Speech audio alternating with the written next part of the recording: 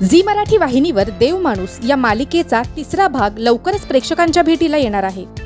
देव माणूस 2 या मालिकेतून डॉक्टर अजित कुमार देवचा मृत्यू झाला आहे असे समजून त्याच्या स्मृतिप्रित्यर्थ कातळवाडीच्या ग्रामस्थांनी एक कार्यक्रम आयोजित केला होता।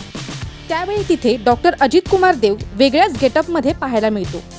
हा अजित कुमार वेश बदलून कातळवाडीमध्ये कसा येतो, तो इतके दिवस कुठे गायब असतो आणि अशा बऱ्याच प्रश्नांचा उलगडा या मालिकेतून आता लवकरच होणार आहे। देव माणूस मधला अध्याय या मालिकेची कथा पहिल्या आणि दुसऱ्या सीझनच्या मधली आहे।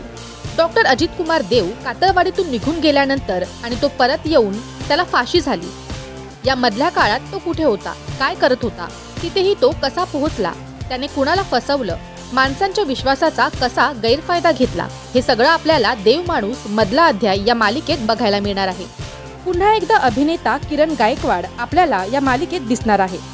नुकतंच या मालिकेचा प्रोमो प्रेक्षकांसमोर झी मराठीने आणला आहे।